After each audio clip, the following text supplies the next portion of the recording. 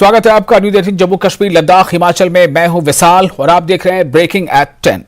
श्रीनगर में मिग 29 लड़ाकू jet squadron की तैनाती दुश्मनों के खतरे से निपटने के लिए किया गया है तैनात। चीन और पाकिस्तान के मोर्चों पर लड़ाकू जेट स्क्वाड्रन तैनात।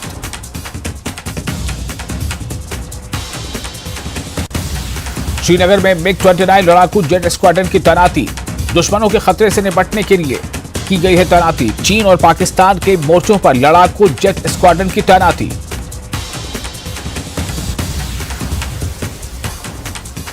We have created MiG-29 is a versatile multi-role combat aircraft. Its capability includes the night vision capable cockpit, as well as it has increased fuel capacity, including the A2 air refueling. We have also included the A2 ground armament, which was not included earlier. Obviously, the biggest capability of this aircraft is are the pilots who are handpicked at the training stage to fly and train in this fleet to fly this lethal aircraft. The Srinagar airfield lies in the center of the Kashmir Valley, and its general elevation is more if we compare it to plains. So strategically, it is better to place an aircraft which has higher thrust to weight ratio, less response time due to proximity to the border, and is also equipped with better avionics as well as long-range missiles and air-to-ground as well. So MiG-29 aircraft fulfills all these criteria, due to which they are very much capable of taking enemy at both the fronts. और खबरों में आगे बढ़ते हैं। कांगू के पास हुआ हादसा, बस हुई हादसे का शिकार। सुंदरनगर से शिमला जा रही थी बस। यह खबर हिमाचल प्रदेश से है। बस सड़क धंसने के कारण हुई घटना ये हुआ है। ये जो बस जो गिरी है, ये अचानक चलती बस जब जा रही थी तो अचानक सड़क धंस गई, जिसके नतीजे में बस काफी नीचे जा गिरी। लेकिन सबसे अच्छी बात यह है कि इसमें कोई बड़ा नुकसान नहीं हुआ। बस में कुल 12 यात्री सवार थे, जिनमें से कुछ यात्रियों को मामूली चोटें आई हैं।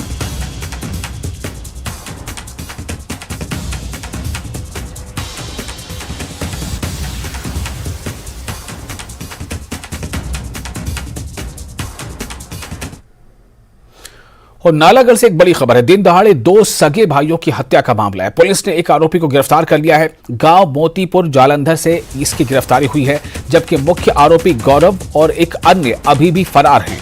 हिमाचल और पंजाब पुलिस का ज्वाइंट सर्च ऑपरेशन जारी है।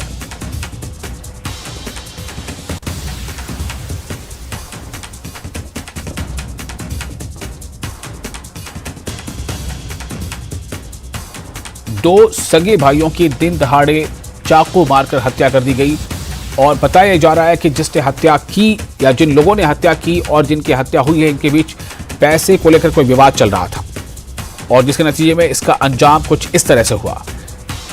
पुलिस लगातार तलाश कर रही है और एक जो हत्या में शामिल एक जो युवक है उसकी गिरफ्तारी हुई है, जबकि 2 अभी भी फरार हैं। इन 2 में से एक गौरव जो मुख्य आरोपी बताया जा रहा है, वो भी अभी पुलिस की पकड़ से दूर है।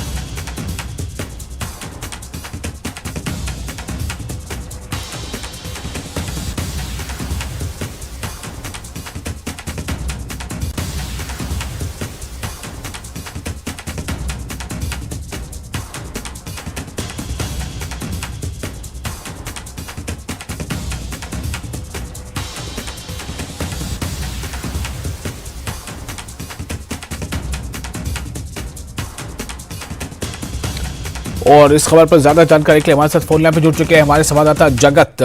जगत, इस वक्त क्या स्थिति है? क्या कुछ पता चल पाया है कि जो मुख्य आरोपी है वो कहाँ है? क्या उसकी गिरफ्तारी अमल में आई है? और इस दिन दहाड़े हत्या के बाद से इलाके में किस तरह का माहौल है? जी, मैं आपको बताना चाहता हूँ विशाल, अभी फिलहाल जो डीएसपी नालागढ़ फिरोज खान की ओर से हमें जानकारी मिली है कि उसमें जो 3 युवक जो बाइक पर सवार होकर नालागढ़ आए थे, जिन्होंने 2 सगे भाइयों की हत्या की थी, उनमें से एक इंद्रजीत सिंह इंदा नामक जो आरोपी था, उसे पंजाब के जलंधर के मोतिया गांव से फिलहाल गिरफ्तार कर लिया गया है और उसे नालागढ़ पुलिस लाई है और उससे पूछताछ की जा रही है। साथ ही उसे नालागढ़ कोर्ट में पेश करने के बाद रिमांड पर लिया जाएगा और उसे आगामी जो कार्रवाई है पुलिस की पूछताछ के बाद और भी बड़े जो खुलासे हैं वो होने की उम्मीद है। फिलहाल जो मुख्य आरोपी है गौरव पुलिस की गिरफ्त से बाहर है। उसकी तलाश में पंजाब पुलिस और हिमाचल पुलिस का जो ज्वाइंट ऑपरेशन चल रहा है। डीएसपी का कहना है कि जल्द ही जो मुख्य आरोपी है गौरव, उसके साथ एक अन्य आरोपी था जो इन युवकों की हत्या करने के लिए नालागढ़ आया था, उसे भी गिरफ्तार कर लिया जाएगा। फिलहाल जो दिन दहाड़े इस तरह की घटना हुई थी, 2 सगे भाइयों की हत्या कर दी गई थी। एक की उम्र 19 साल थी जबकि दूसरे की 18 साल। इतनी कम जो उन्हें दिन दहाड़े ही चाकुओं से गोद कर उनकी हत्या कर दी गई थी। पूरे इलाके में डर का माहौल है और लोग डर के साए में है। अभी फिलहाल पुलिस दावा कर रही है कि जल्द जो मुख्य आरोपी है उसे भी गिरफ्तार कर लिया जाएगा। लेकिन जिस हिसाब से दिन दहाड़े हत्या की गई, जिस हिसाब से पंजाब के लोग आकर यहाँ पर युवकों की हत्या कर देते हैं, मानो उन्हें या पुलिस का डर ही ना रह गया हो। जिस हिसाब से उन्होंने दिन दहाड़े आए, दरगाह के पास में उन युवकों को बुलाया और उसके बाद तेजधार हथियारों से उनके ऊपर हमला किया गया। लोग तमाशा देखते रहे, वीडियो बनाते रहे, किसी ने उन्हें हटाने की कोशिश नहीं की। लोग भी जो 200 के आसपास लोग वहां एकत्रित हो गए थे, उन्होंने भी तकरीबन 10-15 मिनट तक ये दोनों युवक वहां पर तड़पते रहे। किसी ने इतनी हिम्मत नहीं की कि उन्हें अस्पताल तक पहुंचा दे या उनकी जान बच सके। फिलहाल अभी पुलिस की ओर से जो सर्च ऑपरेशन है वो लगातार जारी है। हालांकि पुलिस मीडिया को ज्यादा जानकारी नहीं दे रही है क्योंकि मामला काफी संगीन है और अगर मीडिया को पल पल की जानकारी पुलिस देती रही तो जो आरोपी है वो उन्हें इस बात का पता लग जाएगा और वो भागने में कामयाब रहेंगे। फिलहाल पुलिस का मुख्य जो कारण है कि इन दोनों को भी गिरफ्तार किया जाए और उसके बाद इनसे पूछताछ की जाए, क्योंकि पुलिस की ओर से कहा गया है कि इनमें जो गौरव नाम का जो आरोपी है, मुख्य आरोपी है, उसके साथ इन दोनों युवकों का कुछ पैसे का लेन देन था। इवन के अच्छे दोस्त थे, ये दोस्ती थी इनकी।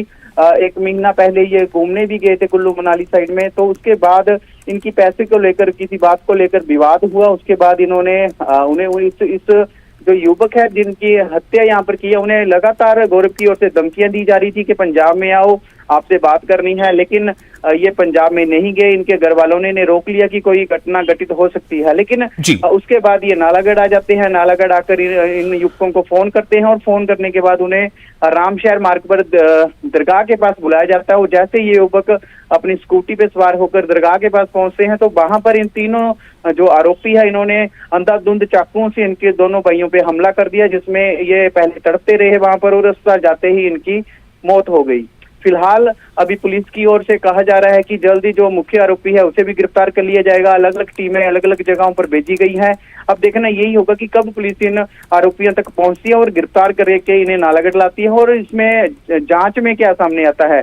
फिलहाल तो बताया जा रहा है कि पैसे का लेन देन का मामला था, जैसे कि मृतक के परिवार वालों की ओर से भी कहा गया कि धमकियां आ रही थी। और इनसे पूछताछ के बाद क्या सामने आता है कि क्यों इन्होंने इतनी बेरहमी से 2 सगे भाइयों की हत्या की। जी जगत, बहुत शुक्रिया आपका तमाम जानकारी के लिए। तो 2 सगे भाइयों की हत्या कर दी गई और हत्या करने के बाद जो आरोपी हैं वो पंजाब में दाखिल हो गए। बताया जा रहा है कि एक की गिरफ्तारी तो हुई है, लेकिन अभी जो मुख्य आरोपी है गौरव, वो और उसके साथ एक और आरोपी है, वो दोनों की तलाश अभी लगातार जारी है। पंजाब और हिमाचल पुलिस का ज्वाइंट ऑपरेशन चल रहा है इनकी गिरफ्तारी के लिए।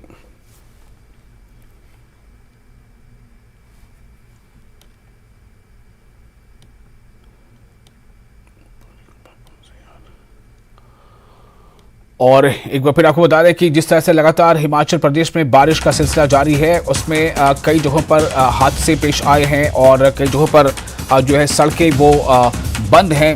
सुंदरनगर से शिमला जा रही बस जो है वो भी हादसे का शिकार हुई है और इस हादसे की वजह बनी कि सड़क का धंसना, सड़क अचानक धंस गई जिसकी वजह से बस जो है उस पर नीचे खाई में जा गिरी कुछ नीचे। हालांकि सबसे इसमें अच्छी बात ये रही कि ये देखिए तस्वीरें आप देख रहे हैं इस वक्त, क्या मंजर है। ये बस ऊपर से सड़क धंसने को लेकर ऊपर से ये बस नीचे आ गिरी, लेकिन बस जिस तरह से थी उसी तरह से, यानी कि ऊपरी हिस्सा उसका ऊपर में ही है और बस पलटी नहीं खाई। शायद यही कारण है कि इसमें कोई जानी नुकसान नहीं हुआ।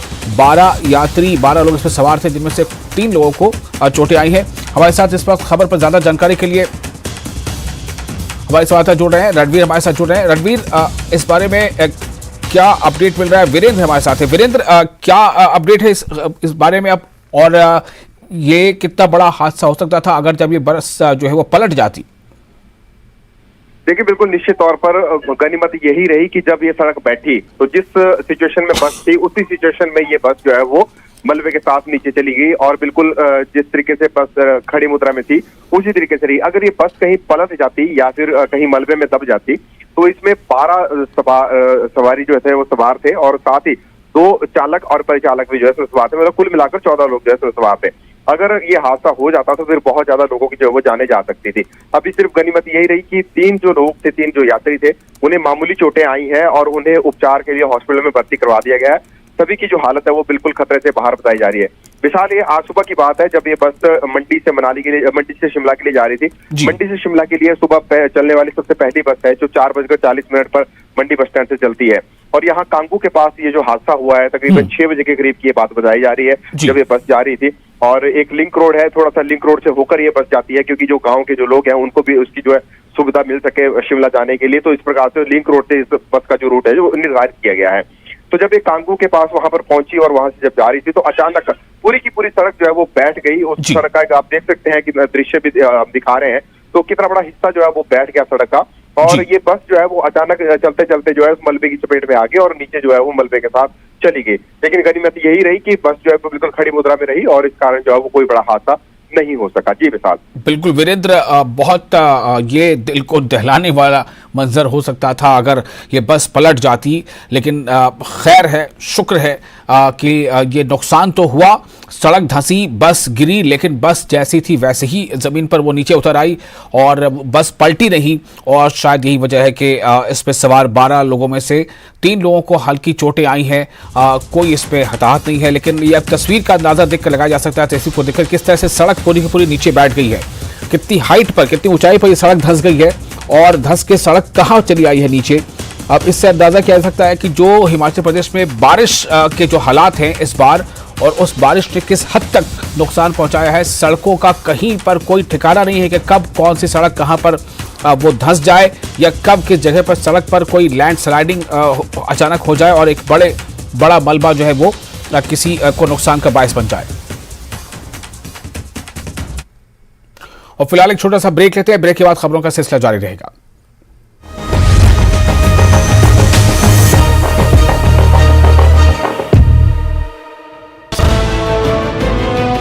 रुपए का शुल्क लगाने पर पूर्व मंत्री विक्रम ठाकुर ने सरकार पर हमला बोला है। उन्होंने कहा कि देवभूमि में मंदिरों में दर्शन के लिए 1100 रुपए का शुल्क लगाना दुर्भाग्यपूर्ण फैसला है।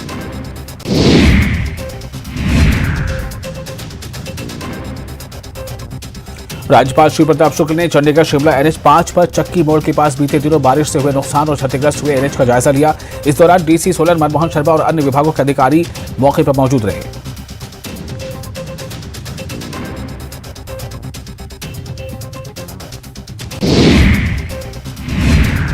वहीं बीजेपी विधायक पर कैबिनेट मंत्री अनिरुद्ध सिंह ने विवादित बयान दिया है और कहा है कि बलवीर वर्मा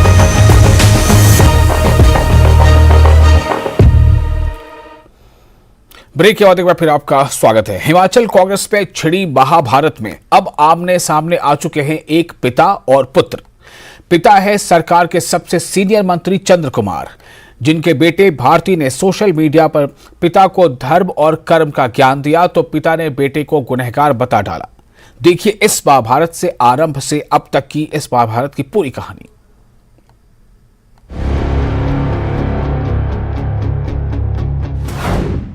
हिमाचल प्रदेश में महाभारत का नया अध्याय। न्यूज 18 की खबर पर मंत्री पुत्र का पिता पर वार। मंत्री चंद्र कुमार ने बेटे नीरज को बताया कसूरवार। कांग्रेस विधायक राजेंद्र राणा ने 9 अगस्त को फेसबुक पर इस पोस्ट के साथ जिस महाभारत का शंखनाद किया, उस पर अब मंत्री चंद्र कुमार और उनके बेटे नीरज भारती में ही धर्म युद्ध छिड़ गया है। बेटे ने पिता को सार्वजनिक तौर पर ज्ञान दिया, अपने पराये का सच समझाने लगा। कर्म पथ का आईना दिखाने लगा तो पिता ने बेटे को गुनहगार बता डाला। बात करेंगे फिर आप समझाएंगे थोड़ा भी चलो पहले शिको ना बस ये बेटे का कसूर है। जब बाप का जूता बेटे को आना शुरू हो तो उसको ज्यादा एडवाइस नहीं करते। 5 पांडवों की कहानी से हिमाचल कांग्रेस में छिड़ी महाभारत के कुल 4 पात्र अभी रणभेरी बजाते दिख रहे हैं। पहले उन पात्रों का परिचय प्राप्त कीजिए। राजेंद्र राणा, विधायक सुजानपुर। सुधीर शर्मा, विधायक धर्मशाला। चंद्र कुमार, कृषि मंत्री। और नीरज भारती, पूर्व विधायक और कृषि मंत्री चंद्र कुमार के बेटे। अब शुरू करते हैं कांग्रेस के महाभारत का पहला अध्याय। पहला अध्याय सुजानपुर से विधायक राजेंद्र राणा के इस फेसबुक पोस्ट से आरंभ होता है। 9 अगस्त को अपने पोस्ट में राणा ने लिखा है, जो विवादों से दूर रहते हैं वहीं दिलों पर राज करते हैं। जो विवादों में उलझ जाते हैं वो अक्सर दिलों से भी उतर जाते हैं। महाभारत का प्रसंग देखिए। पांडवों ने सिर्फ 5 गांव ही तो मांगे थे और दुर्योधन ने सुई की नोक के बराबर भी जमीन देने से इनकार कर दिया था। एक जिद ने महाभारत रच दिया। सुकून भरी जिंदगी के लिए विवादों से दूरी है बेहद जरूरी। राजेंद्र राणा की इस पोस्ट के बाद सियासी गलियारों में अटकलों का बाजार गर्म हो गया है। कहा तो ये जा रहा है कि पूर्व मुख्यमंत्री प्रेम कुमार धूमल को सुजानपुर में हराने के बाद राजेंद्र राणा मंत्री पद के ख्वाहिशमंद हो गए। अभी जो 3 सीटें खाली हैं मंत्रिमंडल में, वो चाह रहे हैं कि उनमें से एक पद उन्हें दिया जाए। लेकिन कहा यह भी जा रहा है कि मुख्यमंत्री सुखविंदर सिंह सुक्खू ने मंत्री नहीं बनाना चाहते, इसीलिए उन्होंने ये पोस्ट डाली है। कांग्रेस में महाभारत दूसरा अध्याय। दूसरे अध्याय में एंट्री होती है दूसरे पात्र यानी धर्मशाला से विधायक सुधीर शर्मा की, जिन्होंने रणभेरी बजाते हुए राजेंद्र राणा के फेसबुक पोस्ट पर कमेंट करते हुए लिखा, तुलसी नर का क्या बड़ा, समय बड़ा बलवान, भीला लूटी गोपियां, वहीं अर्जुन वहीं बाण। पूर्व मंत्री पंडित संतराम के बेटे सुधीर शर्मा चौथी बार विधायक बनकर विधानसभा पहुंचे हैं। कांग्रेस के सत्ता में आने के बाद उन्हें मंत्री पद का प्रबल दावेदार माना जा रहा है। माना यह भी जा रहा है कि राजेंद्र राणा की पोस्ट पर अपनी नाराजगी जाहिर करने के लिए ही सुधीर शर्मा ने ये कमेंट किया है कि समय बड़ा बलवान होता है। कांग्रेस में महाभारत तीसरा अध्याय। राजेंद्र राणा की पोस्ट पर सुधीर शर्मा के कमेंट से कांग्रेस में गुटबाजी और नाराजगी के सवाल उठने लगे हैं। विपक्ष हमलावर होने लगा है तो सीएम और पार्टी की तरफ से मोर्चा संभाला सबसे वरिष्ठ मंत्री चंद्र कुमार ने, जिन्होंने नाराजगी जताने वाले नेताओं पर बरसते हुए कहा कि वो क्या बोलेंगे, मैंने उनके बाप दादाओं के साथ काम किया है। मैं उस वक्त राजनीति में आया था जब तक ये पैदा भी नहीं हुए थे। मैं इनके बाप के साथ काम किया है, मैं इनके दादों के साथ काम किया है। लेकिन जिस श्लोक का उसने वर्णन किया उसको भी मैं बता देता हूँ। वक्त बहुत बलवान है, नहीं बलवान इंसान। वक्त बहुत बलवान है, नहीं बलवान इंसान। हीरे लूटी गोपियां, वही अर्जुन को ही बाण। कांग्रेस में महाभारत चौथा अध्याय। चंद्र कुमार ने खुद को नाराज नेताओं के बाप दादा के साथ काम करने वाला नेता बताया तो उन्हीं के बेटे नीरज भारती अपने पिता चंद्र कुमार को नेतागिरी की नैतिकता का तकाजा समझाने उतर गए। 2 बार विधायक और 1 बार सीपीएस रहे नीरज भारती ने न्यूज 18 की खबर को टैग करते हुए फेसबुक पर लिखा, चौधरी चंद्र कुमार जी, अपनी ही कांग्रेस पार्टी के चुने हुए प्रतिनिधियों पर तंज कसने से अच्छा है कि आप अपने जिले पर ध्यान दें। आप सरकार में हिमाचल प्रदेश के सबसे बड़े जिले कांगड़ा के एकमात्र मंत्री हैं, इसलिए अपनी पार्टी के चुने हुए विधायकों पर टिप्पणी करने के बजाय इस जिले के अधिकारियों और कर्मचारियों के बारे में सोचें, जो आज से 8 महीने पहले भी वही थे और आज भी वही हैं। जिले के कांग्रेस के कार्यकर्ताओं के बारे में सोचें, जिन्हें ये अधिकारी मुंह नहीं लगा रहे हैं। उस विधायक पर भी नजर रखें जो आपका और मुख्यमंत्री सुक्खू जी का खास होने का ढोंग रचकर इन अधिकारियों और कर्मचारियों के साथ साठगांठ बनाकर बैठा है। अब जानिए अपने पिता चंद्र कुमार से नीरज भारती की नाराजगी की वजह। दरअसल ये पूरा का पूरा वाकयात जो है ये एक तबादले से जुड़ा हुआ बताया जा रहा है। सूत्रों के हवाले से जो हमें जानकारी मिली है उसके मुताबिक ज्वाली विधानसभा क्षेत्र के भाजपा के पूर्व विधायक अर्जुन सिंह की जो शिक्षक धर्मपत्नी है उनका तबादला चंबा के एक दुर्गम क्षेत्र में हुआ था, लेकिन अर्जुन सिंह ने अपने रसूख के बलबूते उस तबादले को रद्द करवा दिया है। जानकारी यहां तक भी मिली है कि जो तबादला था ये कहीं ना कहीं पूर्व सीपीएस नीरज भारती के इशारों पर हुआ था। बावजूद इसके ये तबादला रद्द हो जाना अपने आप में ही बहुत बड़े सवाल पैदा कर रहा है और उसी तबादले को लेकर जो है पूर्व सीपीएस नीरज भारती जो है वो आक्रोशित हो गए हैं। वहीं बेटे नीरज भारती के बागी तेवर पर जब पिता चंद्र कुमार से सवाल किया गया तो उन्होंने अपने बेटे को कसूरवार बता डाला। सर बात करेंगे फिर आप समझाएंगे थोड़ा की तरफ ना बस ये बेटे का कसूर है। जब बाप का जूता बेटे को आना शुरू हुआ तो उसको ज्यादा एडवाइस नहीं करना।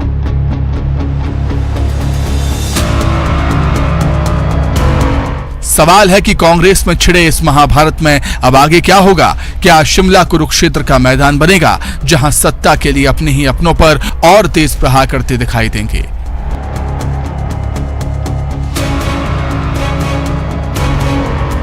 कांगड़ से विचित्र शर्मा और शिमला से राजेंद्र शर्मा के साथ रणवीर सिंह, न्यूज़ 18।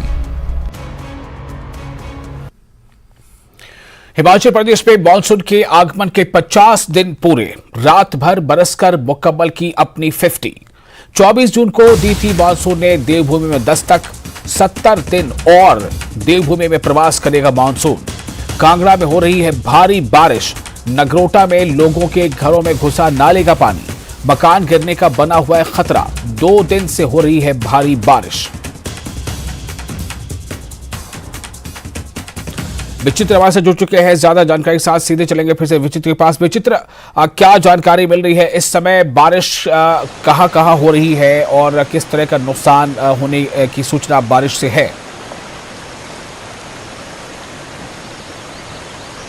देखिए वैसाल, अगर हम लोग देवभूमि हिमाचल के ऑल ओवर की बात करें तो ऐसा कोई भी क्षेत्र नहीं होगा शायद आज कि जो अछूता होगा बारिश की वजह से। यानी आज हर जगह जो है वो समान रूप से बारिश जो है वो हुई है। और अभी की अगर मैं बात करूं, क्योंकि मैं हिमाचल प्रदेश के सबसे बड़े जनपद कांगड़ा में हूं वैसाल, और हम लोग अमूमन कहते हैं कि कांगड़ा एक एकमात्र ऐसी जगह है पूरे हिमाचल प्रदेश में। ये न केवल जो है पूरे हिमाचल प्रदेश का केंद्र बिंदु है क्योंकि 6 जिलों की सीमाएं इसके साथ लगती है, बल्कि इसके जो ज्योग्राफी है, इसकी जो टोपोग्राफी है और इसका जो क्लाइमेट है वो पूरे हिमाचल की तमाम आबो हवा के बिल्कुल समकक्ष है। यानी अगर हाईएल्टी वाले इलाकों में, अगर हिमाचल प्रदेश का सबसे हाईएल्टी वाला इलाका होगा, ऊंचाई वाला क्षेत्र होगा, चाहे वो डोडर कवार है, चाहे वो काजा है, लाहौल स्पीति है, केलोंग है, चाहे वो भरमौर का क्वारसी या फिर कुगती है, उनकी माफिक जो है यहाँ कांगड़ा की सबसे दुर्गम पंचायत है बड़ा भंगाल, वो बिल्कुल ठीक उसी तरह का क्लाइमेट रखता है। और अगर हम लोग यहाँ पर आइलैंड की बात करें तो सतकुठेड़ एक ऐसी पंचायत है जो कि टापू के बीचों बीच, मतलब यानी महाराणा प्रताप सागर झील जो है उसके बीचों बीच वहाँ पर बनी हुई है। लिहाजा यहाँ का जो जिला प्रशासन रहता है या यहाँ के जो लोग होते हैं, जब मानसून का वक्त आता है तो वो सबसे ज्यादा चिंता में रहते हैं। यहाँ का प्रशासन चिंता में रहता है क्योंकि उनको समान रूप से जो है इन तमाम जगहों पर जो है वो नजर बना के रखनी होती है। अब अगर बात हम लोग पलम एरिया की करें, यानी मैदानी इलाकों की करें, तो मैदानी इलाकों में क्योंकि ये मैदानी इलाका होता है, यहाँ पर बहुत सारे नदी नाले रहते हैं और इन नदी नालों में बहुत से लोग जो है कई बार यूं ही अनायास चले जाते हैं और उनको भी कई बार रेस्क्यू करना पड़ता है। या महाराणा प्रताप सागर झील को जब छोड़ा जाता है तो उस वक्त कई लोग जो है उसमें फंस जाते हैं, मवेशियों के साथ गए हुए लोग फंस जाते हैं। बहुत से लोगों तक सूचना नहीं पहुंच पाती है जिला प्रशासन की, तो वो लोग भी फंस पाते हैं। तो ये बात मैं क्यों कह रहा हूँ इस वक्त, क्योंकि आज जो है मानसून ने अपनी 50 जो है वो मुकम्मल की है। 24 जून को मानसून ने दस्तक हिमाचल प्रदेश में दी थी और अब तक 50 दिनों के अंतराल में वैसाल अगर हम लोग देखें तो आज रात भर जो जमकर बारिश हुई और अभी भी जो है कई इलाकों में पहाड़ी क्षेत्र जो वहां पर बारिश हो रही है। मैदानी इलाकों में हालांकि अभी जो है वो थोड़ी सी राहत की सांस यहाँ पर महसूस की जा रही, क्योंकि बारिश जो है वो थम चुकी है, बादल लेकिन फिर भी जो है वो छाए हुए हैं। और अब तक के नुकसान की अगर हम लोग बात करें 50 दिनों के अंतराल की, तो अब तक 6,500 करोड़ रुपए का नुकसान जो है समूचे हिमाचल प्रदेश को हो चुका है। और यहाँ के जो मुखिया है सुखविंदर सिंह सुक्खू, उनका तो दावा यहाँ तक है कि यही जो नुकसान है वो 8,000 करोड़ तक जो है वो जा सकता है। है। अगर हम लोग जो मकान थे जो पूरी तरह से ध्वस्त हुए, मटियामेट हुए या फिर पानी में बह गए हैं, उनकी संख्या को देखें तो वो 869 के करीब है वैसाल। और अगर हम लोग जो आंशिक रूप से जिन मकानों को नुकसान हुआ है उनकी संख्या बहुत ज्यादा है, 74,969 के करीब ये मकान है। और इसके साथ साथ 201 लोग, ये तो 201 लोग मैं उन लोगों की बात कर रहा हूं जो कि हाल फिलहाल की जो सरकारी आंकड़े हैं, अभी एड ऑन आंकड़े होने बाकी हैं। 201 लोग जो हैं जिन्होंने इस मानसून के मौसम में विभिन्न कारणों से अपनी जान गंवाई है। इसके अलावा हम लोग ये भी देख रहे हैं कि 2410 के करीब जो है गौशालाएं भी पूरी तरह से मटियामेट हुई हैं और 260 के करीब जो है वो दुकानें ध्वस्त हुई हैं, उनको नुकसान पहुंचा है। तो कुल मिलाकर यहाँ देखिए कि प्रॉपर्टीज को या भवनों को या जो मकानों को कितना नुकसान हुआ है। ये तो है मकान, ये तो प्रॉपर्टीज की हम लोग बात कर रहे हैं। लेकिन अगर हम लोग जो है जो आंकड़े अभी हमारे पास नहीं पहुंचे, क्योंकि ग्रामीण क्षेत्रों में कई मरतबा जो है वहां पर प्रशासन की पहुंच नहीं हो पाती है, और या फिर प्रशासन वहां पर पहुंचता है तो उनकी रिपोर्ट आने में बहुत टाइम लग जाता है, क्योंकि जिस तरह से मौसम जो है अलग अलग जगहों में अलग अलग रूप दिखा रहा है तो उसकी तस्वीरें कई बार नहीं पहुंच पाती, तो वो आंकड़े हमारे पास अभी फिलहाल नहीं है। लेकिन जिस तरह से हम लोग देख पा रहे हैं कि 6,500 करोड़ का नुकसान होना, ये अपने आप में एक हिस्ट्री है यहाँ पर देवभूमि हिमाचल में, क्योंकि इससे पहले हम लोगों ने देखा है उतना नुकसान यहाँ पर नहीं हुआ है। और डिपार्टमेंट्स की अगर बात करें तो लोक निर्माण विभाग को 2078 करोड़ रुपए से भी ज्यादा का नुकसान इसी साल जो है अभी 50 दिनों में हुआ है वैसाल। इसके साथ साथ जल शक्ति विभाग की बात करें तो 1629 करोड़ रुपए से भी ज्यादा का नुकसान जो है जल शक्ति विभाग को हुआ है। और बिजली विभाग की बात करिए, महत्वपूर्ण विभाग है, 1505 करोड़ रुपए से भी ज्यादा का नुकसान बिजली विभाग को हुआ है। ये तो जो बड़े विभाग है उनकी मैं बात कर रहा हूँ, छोटे विभाग या दूसरे विभाग या रेवेन्यू डिपार्टमेंट, इन सब अभी उनकी वो बात हम कर ही नहीं रहे हैं। तो ये आंकड़े हमारे पास जो है उसके मुताबिक हम लोग देख पा रहे हैं कि जो मानसून की 50 आज मुकम्मल हुई है, कितनी जमकर ये बरसा है। अगर क्रिकेट में होता तो हम लोग निश्चित तौर पर वैसाल हम लोग जो है तालियां बजाते खुशी का इजहार करते हैं यहाँ पर, अगर किसी क्रिकेटर ने ये 50 मारी होती। लेकिन मानसून ने जिस तरह से 50 मारी है और इस क्षेत्र के लोगों को जिस तरह से नुकसान हुआ है, गम के आंसू रुलाए हैं, खून के आंसू रुलाए हैं, वो कभी भूलने वाले नहीं है, अविस्मरणीय है। और बीते कल चुराह के क्षेत्र में हम लोगों ने देखा किस तरह से एक गाड़ी जो है वो स्लाइड ऊपर से पत्थर आने की वजह से, उसकी चोट लगने की वजह से गहरी खाई में समा गई, जिसमें हमारे 6 जवान जो हैं वो वहां पर जो है उनका आकस्मिक निधन हुआ और 7 लोगों की जान चली गई। इसके अलावा कांगू में आज हम लोगों ने देखा मंडी में किस तरह से HRTC की बस जो है सड़क के धंस जाने से जो है उसके अंदर जो है वो समा गई। और इस तरह से अलग अलग जगहों से इसी तरह की तस्वीरें जो है वो हमारे पास आ रही हैं और आगे भी जो है वो तस्वीरें आती रहेंगी, हम अपने दर्शकों को जो है वो साझा करते रहेंगे। तो ऑल ओवर में यही बात कह रहा था वैसाल कि देखिए किस तरह से आज मानसून की 50 ने क्या रंग दिखाया है, किस तरह का रौद्र रूप दिखाया है, ये वाकई में बहुत चिंता का विषय है। और हाँ, आगे जो वक्त है वैसाल वो 70 दिनों का है, क्योंकि मौसम विज्ञान केंद्र का ये मानना है कि ये जो देवभूमि में जो स्पेल रहता है मानसून का वो 120 दिनों का रहता है वैसाल। बिल्कुल। और अभी 50 दिन मुकम्मल हुए, 70 दिन आगे हैं। और 70 दिन हालांकि ये कहा जाता है कि अभी जो है, अगर आज की बात करें तो आज जो है पूरे यौवन पर है, पूरे सबाव पर है मानसून, लेकिन आगे जो है थोड़ा सा ये नमी बरतने शुरू हो जाता है, यानी कमजोर होने शुरू हो जाता है मानसून। लेकिन अगर हम लोग जून और मई महीने की बात को देखें तो उस वक्त जिस तरह से जो है वो गर्मियों के वक्त में जब गर्मियां पड़ती थी और जेठ महीने की गर्मी होती थी, हम लोग उसको अमूर्ण पढ़ते रहे हैं, तो गला सूख जाता था, पानी तक पीने को नहीं मिलता था। तो वो जो गर्मी थी उसमें लोगों को हीटर और ब्लोअर्स लाने पड़ रहे थे, अलाव का सहारा लेना पड़ रहा था। तो पर्यावरणविद मान रहे हैं कि वो क्या था, वो क्लाइमेट चेंज हुआ है, यानी ग्लोबल वार्मिंग का असर पड़ा है। तो कहीं अगर हम लोग इन 70 दिनों में जिस तरह से मानसून अभी रौद्र रूप दिखा रहा है और सदियों के रिकॉर्ड तोड़ रहा है, कहीं अगर उसने भविष्य में वो कमजोर होने की बजाय जो है वो और ज्यादा जो है वो बड़ा या और सशक्त हुआ, तो वो जो है वो चिंता का विषय जो है वो निश्चित तौर पर हमें देखने को मिल रहा है। कहीं ना कहीं ग्लोबल वार्मिंग का असर इस पर ना पड़े, हम यही प्रार्थना जो ईश्वर से भी करते हैं कि ऐसा बिल्कुल भी ना हो, अब कमजोर पड़ जाए, क्योंकि आज जो है वो पूरी तरह से सशक्त है, पूरी तरह से अपने यौवन पर है वैशाल। बिल्कुल। अभी तो जो मौसम विभाग का जो अनुमान है उसके मुताबिक 16 अगस्त तक भारी बारिश हो सकती है। तो क्या ये समझा जाए कि जो बारिश आज पिछले रात से होती चली जा रही है, बेशतर यानी अधिकतर जगहों पर लगातार बारिश हो रही है, तो ये बारिश अभी 16 अगस्त तक का तो अनुमान मौसम विभाग ने खुद लगाया है, तो इसका मतलब है कि आने वाले दिनों में अभी और इससे कुछ कठिनाई और बढ़ने वाली है। निश्चित तौर पर विशाल देखिए जिस तरह से हालात इस बार हम लोगों ने देखे हैं, कई जगहों पर क्लाउड ब्रस्ट हुए हैं, बादल फटने। पहले इक्का दुक्का घटनाएं इस तरह की हुआ करती थी वैसाल, जब पूर्व में माजी में अगर हम लोग थोड़ा सा झांक कर देखें तो हम लोगों ने देखा है कि मानसून निश्चित तौर पर आता था, इतना ही स्पेल रहता था, हाँ रौद्र रूप भी दिखाता था, नुकसान भी होता था, ऐसा नहीं कि नहीं होता था।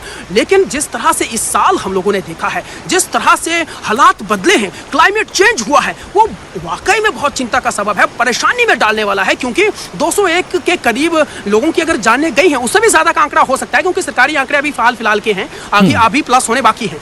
तो उसमें हम लोग देख रहे हैं बहुत चिंता का विषय है। अभी अगर हम लोग आगे जिस तरह से 16 अगस्त तक की बात की मौसम विज्ञान केंद्र ने, यह आंशिक रूप से थोड़ी थोड़ी भविष्यवाणी ये लोग करते हैं, लेकिन अगर इससे और भी आगे की अगर करें, क्योंकि वेस्टर्न डिस्टर्बेंसेस की एक्टिव होने की वजह से जो है वो मानसून जो है और ज्यादा जो है वो सक्रिय हो जाता है और ज्यादा सशक्त हो जाता है कमजोर पड़ने की बजाय। तो अगर इस तरह से होता है तो निश्चित तौर पर जो है चिंता का विषय तो बना हुआ है, क्योंकि जिस तरह से इस बार जो है जिन जगहों पर सोचा भी नहीं गया था, कुल्लू, मनाली, मंडी, ब्यास का रौद्र रूप दिखाना, रावी नदी का रौद्र रूप दिखाना, देखिए ये बड़ी नदियां हैं और ये ऐतिहासिक नदियां हैं और ये पहले भी अपने पूरे सभा पर होती थी, लेकिन जिस तरह से अभी जिस तरह की सवाल कई गाये उठते रहते हैं कि भाई बहुत अवैध खनन हो रहा है, डिफोरेस्टेशन हो रही है, पानी प्रदूषित हो रहा है, जो फैक्ट्रियों से निकलने वाला जो गंदा धुआं है वो ओजोन परत को नष्ट कर रहा है, अल्ट्रावायलेट रेज की वजह से जो है ये सारा क्लाइमेट चेंज हो रहा है। तो ये तमाम सारी चीजें जो सवाल जो है वो उठते रहे, तो कहीं ना कहीं निश्चित तौर पर ये सोचने का विषय है इस वक्त वैसाल।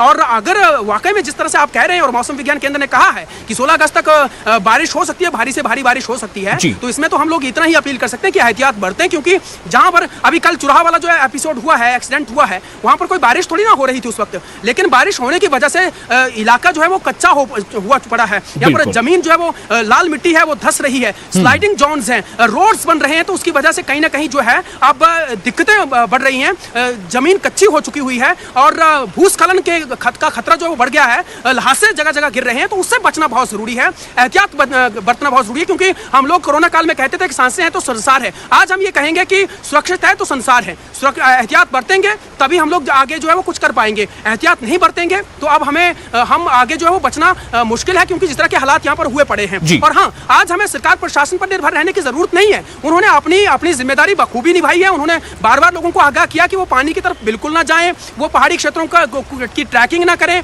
और एहतियात बरतें। और आज हमें खुद को सोचने की जरूरत है, क्योंकि बहुत आंकड़े हमारे सामने आ चुके हैं, 6,500 करोड़ रुपए का नुकसान, 201 लोगों से ज्यादा की मौतें, कई लोगों का लापता होना, तो ये हमें जो है वो अभी सोचने का विषय है। अब हमें खुद सोचना होगा, सुरक्षित है तो संसार है। बिल्कुल, बहुत शुक्रिया आपका विचित्र तमाम जानकारी के लिए। तो कठिनाइयों भरे दिन जरूर हैं, लेकिन इसमें सतर्कता ही बहुत बड़ा आपके लिए बचाव है। और जैसा कि मौसम विभाग ने अनुमान जताया है कि 16 अगस्त तक भारी बारिश हो सकती है, ऐसे में बारिश में कितनी परेशानी होगी या बारिश से किस तरह से बचना है, ये बहुत ज़रूरी है। और साथ ही साथ जो स्थानीय प्रशासन है उसके ऊपर भी एक बड़ी चुनौती है कि कैसे वो इस कठिनाई के दौर से निकले और जूझे। चंडीगढ़ शिमला रोड फिर हो गया है बंद। जी हां, इसी से जुड़ी खबर आपको दे रहे हैं कि चंडीगढ़ शिमला रोड फिर से बंद हो गया है। देर रात तकरीबन 2 बजे मलबा गिरा था सड़क पर। मलबा गिरने के कारण हाईवे बंद हो गया है और ये अभी जो है लगातार हर तरफ पूरे हिमाचल में कहीं ना कहीं कुछ न कुछ इस तरह की खबरें सामने आ रही हैं, जो बारिश की वजह कर ये पैदा सूरत हाल हुई है। चंडीगढ़ शिमला रोड फिर से बंद हो गया है। देर रात तकरीबन 2 बजे यहां मलबा गिरा। मलबा की कुछ ज्यादा ही गिरा था, इसके नतीजे में सड़क की सफाई फौरन नहीं हो सकती थी। और चूंकि बारिश लगातार हो रही है, ऐसे में जो मलबा हटाने का काम है वो थोड़ा उस पर ताखीर होती है, वक्त लगता है। मलबा गिरने के कारण हाईवे बंद हो गया है और ये हाईवे है चंडीगढ़ से शिमला का। अब इससे अंदाजा किया जा सकता है कि चंडीगढ़ शिमला हाईवे अगर बंद हो जाए तो इससे कितनी तरह की जो सप्लाईज है उस पर असर पड़ सकता है। और फिलहाल एक छोटा सा ब्रेक लेते हैं, ब्रेक के बाद खबरों का सिलसिला जारी रहेगा।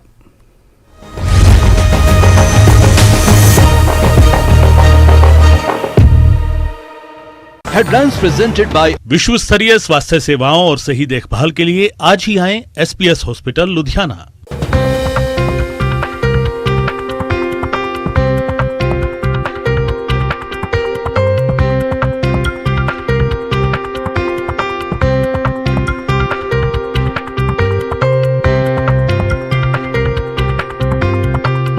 हेडलाइंस प्रेजेंटेड बाय विश्व स्तरीय स्वास्थ्य सेवाओं और सही देखभाल के लिए आज ही आएं SPS hospital Ludhiana. News 18 net चाहिए कि वो कटोरा लेकर गाड़ी में सीएम के साथ क्यों बैठे। ऊना बीजेपी मंडल की बैठक पार्टी कार्यालय में आयोजित की गई। बैठक की अध्यक्षता मंडल अध्यक्ष हरपाल सिंह गिल ने की, जबकि विधायक सतपाल सिंह सत्ती बतौर मुख्य अतिथि बैठक में शामिल हुए।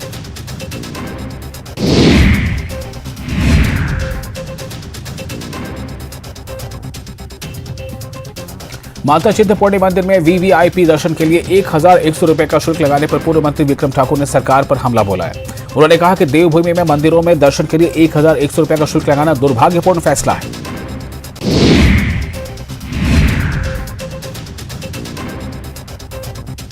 राज्यपाल श्री प्रताप शुक्ल ने चंडीगढ़ शिमला NH5 पर चक्की मोड़ के पास बीते दिनों बारिश से हुए नुकसान और क्षतिग्रस्त हुए NH का जायजा लिया। इस दौरान डीसी सोलन मनमोहन शर्मा और अन्य विभागों के अधिकारी मौके पर मौजूद रहे।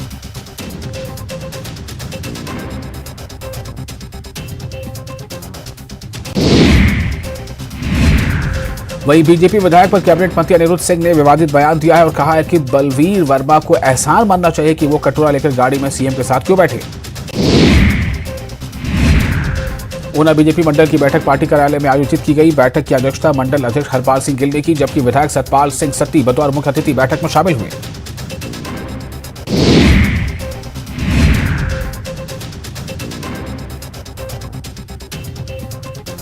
माता चिंतपूर्णी मंदिर में वीवीआईपी दर्शन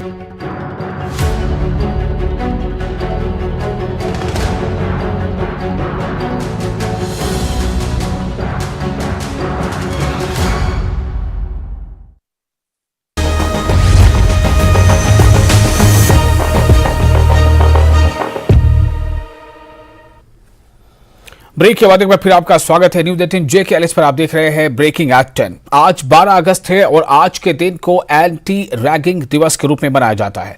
इस अवसर पर श्रीनगर में वाकाथॉन आयोजन किया गया और जिसमें बड़ी संख्या में छात्र छात्राओं ने हिस्सा लिया। इस वाकाथॉन का उद्देश्य लोगों को रैगिंग और उसके छात्रों के मनोविज्ञान पर पड़ने वाले दुष्प्रभावों के बारे में जागरूक करना था। चिनार कोर, सेना और व्हाइट ग्लोब द्वारा इस वाकाथॉन का आयोजन किया गया।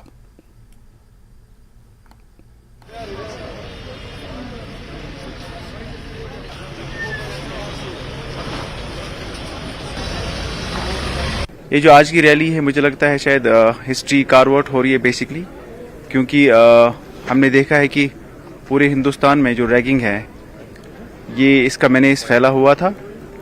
फिर सुप्रीम कोर्ट ने कहीं जाकर 2001 में शायद एक जजमेंट दे दी जिसमें सुप्रीम कोर्ट ने कहा है कि ये अनकॉन्स्टिट्यूशनल है, ये इलीगल है, और सुप्रीम कोर्ट ने रैगिंग को हर एक सूरत में बैन कर दिया। और करीबन मुझे लगता है 10 साल से ज़्यादा उर्सा हो गया है आज कि सरकार जाग चुकी है। यूनिवर्सिटी ग्रांट्स कमीशन अब आगे आ चुका है कि अब हर साल जो है 12 अगस्त को एंटी रैगिंग डे के तौर पे मनाया जाएगा, ताकि एक पैगाम चला जाए कि जो रैगिंग है ये कोई सही चीज नहीं है। इसकी जो जेनेसिस है कॉलोनियल एरा में है बेसिकली, और एजुकेशनल इंस्टीट्यूशंस में इस तरह की हरकतों को रोक देना चाहिए। अमरनाथ यात्रा जारी है। 38वां जत्था जम्मू से रवाना हो चुका है। जत्थे में कुल 915 श्रद्धालु शामिल हैं। तो तकरीबन 2 महीनों तक चलने वाला अमरनाथ यात्रा जो है, चलने वाली यात्रा जारी है और ये यात्रा 31 अगस्त तक जारी रहेगी। तो अमरनाथ यात्रा जारी है। 38वां जत्था जम्मू यात्री निवास से रवाना हो चुका है और इस 38वें जत्थे में कुल 915 श्रद्धालु शामिल हैं। और यात्रा अब हर दिन नहीं बल्कि एक दिन के अंतराल पर जा रही है, यानी कि जम्मू यात्री निवास से हर दिन जो पहले यात्रा निकलती थी उसमें अब थोड़ी चूंकि यात्रियों की संख्या कम हुई है, श्रद्धालुओं की संख्या कम हुई है, इसके नतीजे में अब एक दिन छोड़कर एक दिन यानी एट एवरी ऑल्टरनेट डे यात्रा निकल रही है। तो गुज़िश्ता दिन यात्रा नहीं निकली थी, आज यात्रा निकली है। ये जो 38वां जत्था है जिसमें कुल 38वें जत्थे में कुल 915 यात्री शामिल हैं।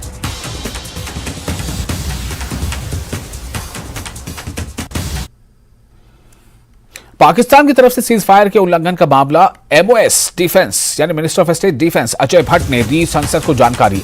2020 में 24 जवान हुए शहीद जबकि 22 शहरियों की हुई मौत। 2021 में 4 जवान शहीद हुए।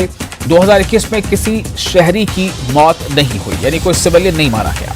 ये जानकारी minister of state defence Ajay Bhatt ने संसद में दी है। तो पाकिस्तान की तरफ से सीज फायर का उनके उल्लंघन के मामले में ये जानकारी सामने आ रही है। Minister of state defence Ajay Bhatt ने दी है संसद को जानकारी कि 2020 में 24 जवान शहीद हुए जबकि 22 शहरियों की मौत हुई और 2021 में 4 जवान शहीद हुए। 2021 में किसी शहरी की, किसी सिविलियन की मौत नहीं हुई।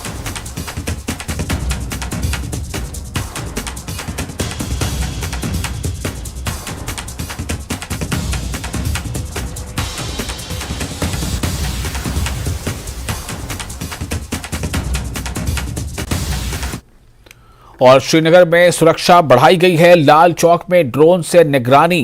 15 अगस्त से पहले सुरक्षा कड़ी।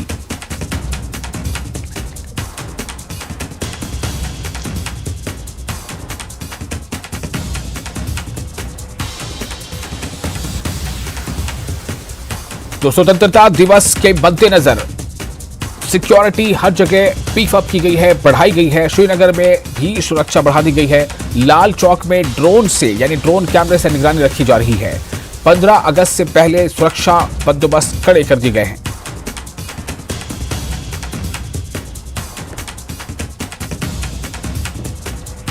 आने वाले लोगों की भी उस पर छानबीन हो रही है। जो गाड़ियां नाके से गुजर रही हैं, तमाम गाड़ियों की छानबीन हो रही है। गाड़ियों को देखा जा रहा है, परखा जा रहा है। ड्रोन से नजर रखी जा रही है। जो भी कोई मशकूक या संदिग्ध व्यक्ति या कोई सामान दिख रहा है, उसकी जांच पड़ताल हो रही है, उससे पूछताछ हो रही है, व्यक्तियों से भी पूछताछ हो रही है। तो इस तरह से सुरक्षा को लेकर के हर जो स्टेप्स उठाए जा सकते हैं, हर जो कदम उठाए जा सकते हैं, वो उठाए जा रहे हैं।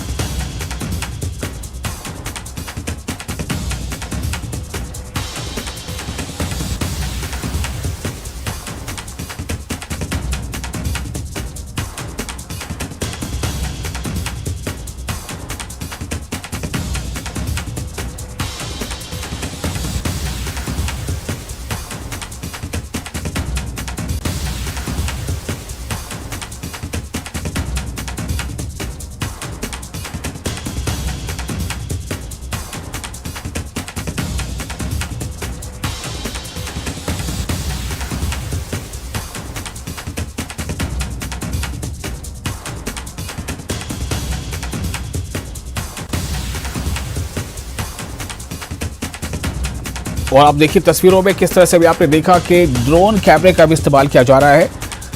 ड्रोन कैमरे का इस्तेमाल इसलिए किया जा रहा है कि ताकि कोई भी ऐसी गतिविधि हो जो थोड़ा सस्पिशियस मूवमेंट हो, उस पर नज़र रखी जा सके। और लाल चौक पर ख़ास तौर से वहाँ पर भी इसकी निगरानी की जा रही है। सुरक्षा की दृष्टि से पुलिस जवान जगह जगह तैनात हैं। वाहनों की चेकिंग हो रही है, चूँकि 15 अगस्त एक ऐसा मौका है जब इस समय में जो आतंकवादी संगठन हैं वो भी इस फिराक पर रहते हैं, इस कोशिश पर रहते हैं कि ऐसे समय में कुछ अनरेस्ट पैदा की जाए। लेकिन उसी को उसको मद्देनजर रखते हुए और आतंकियों के नापाक मंसूबों को ध्यान में रखते हुए सुरक्षा एजेंसियां जो हैं पूरी तरह से मुस्तैद हैं और हर स्तर पर, हर लेवल पर सुरक्षा के जो उपाय हैं वो किए जा रहे हैं।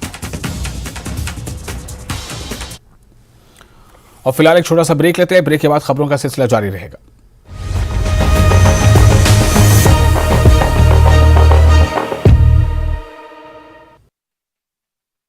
100 रुपए का शुल्क लगाने पर पूर्व मंत्री विक्रम ठाकुर ने सरकार पर हमला बोला है। उन्होंने कहा कि देवभूमि में मंदिरों में दर्शन के लिए 1100 रुपए का शुल्क लगाना दुर्भाग्यपूर्ण फैसला है।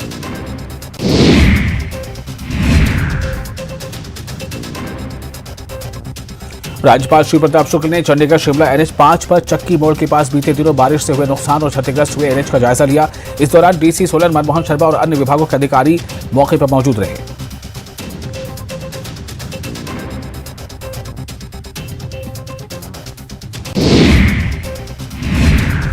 वहीं बीजेपी विधायक पर कैबिनेट मंत्री अनिरुद्ध सिंह ने विवादित बयान दिया है और कहा है कि बलवीर वर्मा को एहसान मानना चाहिए कि वो कटोरा लेकर गाड़ी में सीएम के साथ क्यों बैठे। ऊना बीजेपी मंडल की बैठक पार्टी कार्यालय में आयोजित की गई। बैठक की अध्यक्षता मंडल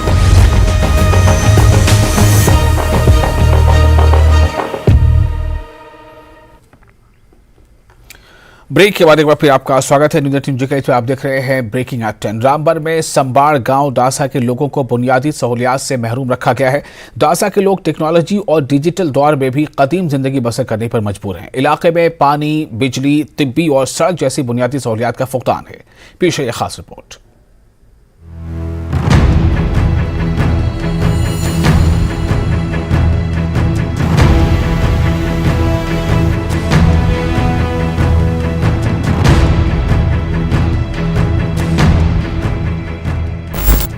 मकामी आबादी का गिला है कि उनकी मुश्किलात का अजाला करने के लिए ना ही अवामी नुमाइंदे संजीदा है और ना ही इंतजामिया इस इलाके में बुनियादी सहूलियात फराहम करने के लिए कोई इकदाम कर रही है।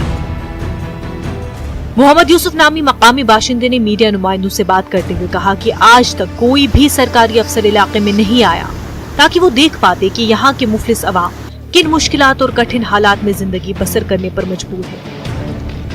मोहम्मद यूसुफ का कहना था कि हमने बारहा जिला तरक्याती कमिश्नर रामबन को इलाके के दरपेश मसाइल से आगाह किया, लेकिन अफसोस है कि डीसी मौसूफ ने भी इलाके दासा की जानिब कोई तवज्जो नहीं दी, जिस वजह से आए रोज मुश्किलात में इजाफा होता जा रहा है। आज तक ना कोई कैंप लगा, ना कोई ऑफिसर किसी भी डिपार्टमेंट का आया, ना हमने देखा, ना हमने ये स्कीमें सुनी। हर एक चीज से हम महरूम हैं और हम डीसी साहब के पास जाते हैं, रिक्वेस्ट करते हैं।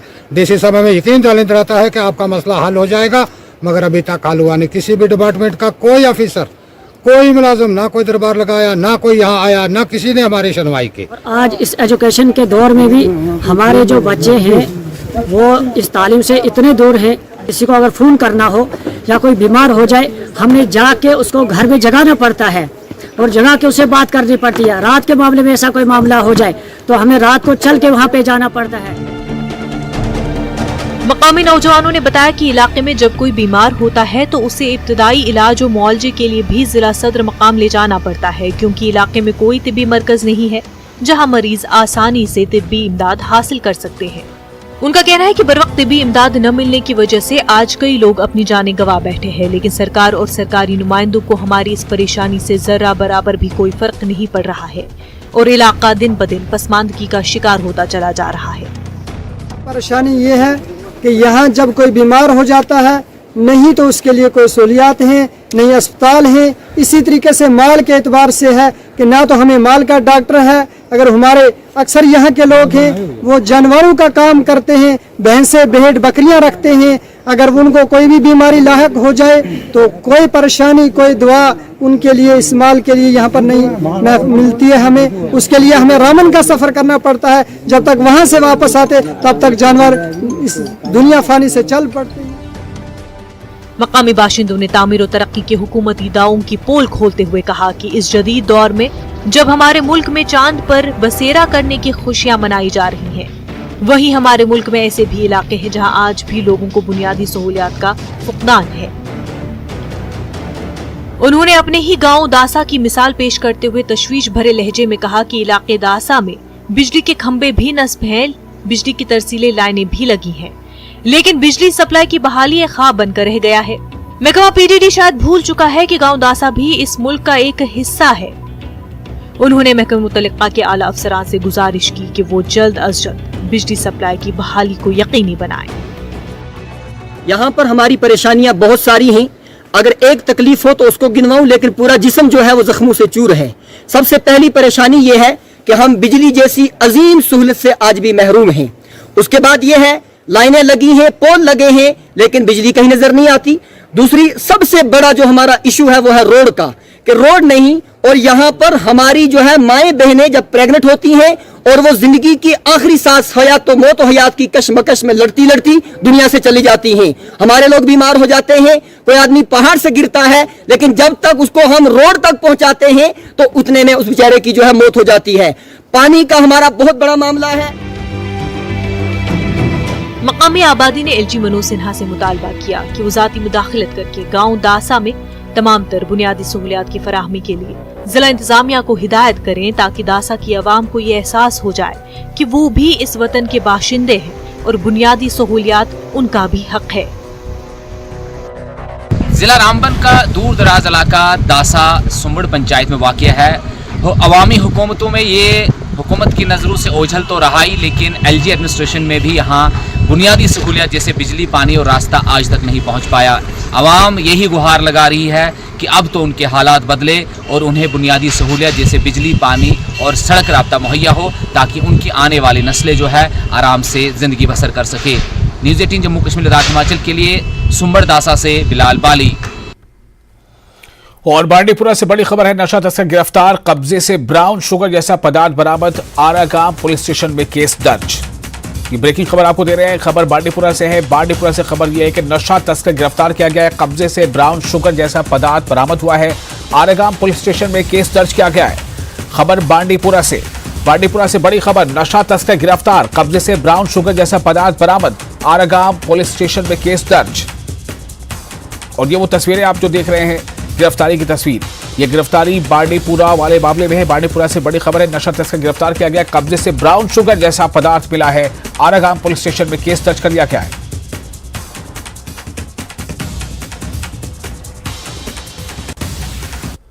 जिला मुख्यालय डोडा में कांग्रेस ने केंद्र सरकार के खिलाफ प्रदर्शन किया। कांग्रेस ने कहा था कि आज के दौर में आम आदमी महंगाई और बेरोजगारी से बेहद परेशान है। कांग्रेस ने जम्मू कश्मीर राज्य का दर्जा वापस करने और विधानसभा चुनाव जल्द कराने की भी मांग की।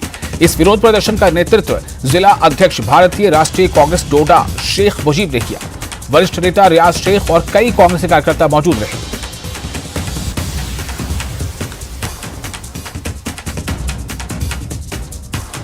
ये महंगाई जो है कहां से कहां पहुंच गई। यहाँ डीजल जो है कांग्रेस की के वक्त में यहाँ 40 रुपये 45 रुपये लीटर डीजल था, आज 85-90 रुपये 100 से ऊपर चला गया। वही पेट्रोल का हाल है। वही यहाँ राशन नहीं मिल रहा है। यहाँ राशन की इतनी किल्लत हो गई है कि यहाँ का गरीब आवाम जो है राशन के बगैर दरबदर है, क्योंकि 5 किलो से एक आदमी का गुजारा नहीं हो सकता। यहाँ 25 किलो 30 किलो कांग्रेस की सरकार में मिलता था, लेकिन आज जो 2014 से लेकर आज तक यहाँ भारतीय जनता पार्टी की सरकार आई है, तो उन्होंने यहाँ पे सिर्फ दावे किए, खोखले दावे किए, लेकिन ज़मीनी सतह पे उनका कोई काम नहीं है, उनकी कोई कंट्रीब्यूशन नहीं है। लोगों को एहसास हो चुका है, वक्त आने वाला है। अगर आप में हिम्मत है तो यहाँ पे जम्मू कश्मीर में असेंबली के चुनाव कराइए। अगर हिम्मत है चुनाव फेस कीजिए। आप चुनाव को पीछे क्यों करते हैं? कभी आप अर्बन डेवलपमेंट चुनाव की म्युनिसिपल कमीशन चुनाव की बात करते हैं,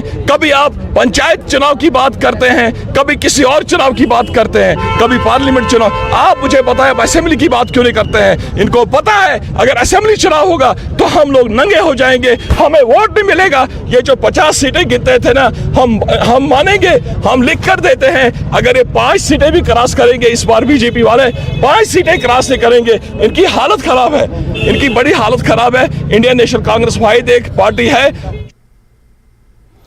और चंबा के चुराह में पुलिस की गाड़ी पर चट्टान गिरने से 6 जवानों समेत 7 लोगों की मौत हो गई। चट्टान गिरने के बाद पुलिस की गाड़ी सियोल नदी में जा गिरी। वहीं हादसे में लापता एक पुलिस जवान का शव बरामद किया गया है। बीजेपी ने हादसे के लिए सीधे सरकार को जिम्मेदार ठहराया। रिपोर्ट देखिए।